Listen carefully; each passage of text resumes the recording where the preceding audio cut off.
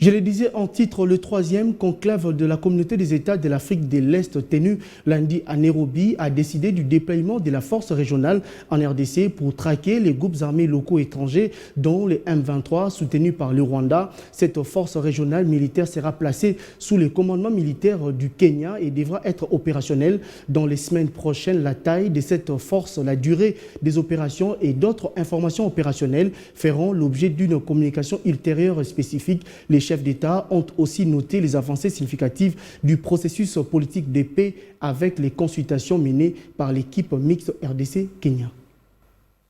Ils ont tous répondu à l'invitation de leur homologue Uhuru Kenyatta, à l'exception de la présidente Samia Suluhu Hassan de Tanzanie, qui a délégué un représentant.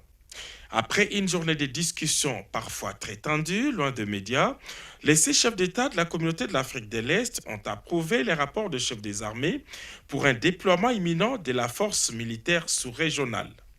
Placée sous les commandements du Kenya, cette force devrait être opérationnelle dans les prochaines semaines à l'est de la République démocratique du Congo. La taille de cette force, la durée des opérations et d'autres détails opérationnels feront l'objet d'une communication ultérieure spécifique. Les communiqués finaux du troisième conclave, produit par les State House sur la RDC, a demandé notamment la cessation des hostilités et le retrait immédiat du mouvement terroriste M23. En ce qui concerne la force sous-régionale, nos sources bien introduites au State House nous ont confirmé que les troupes rwandaises ne seront pas déployées en terre congolaise.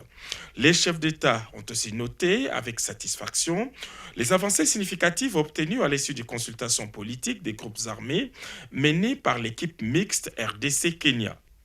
Enfin, les 6 dirigeants présents à Nairobi ont unanimement condamné la campagne de haine, de stigmatisation et d'appel à la violence. Ils ont lancé à leur tour des appels au calme.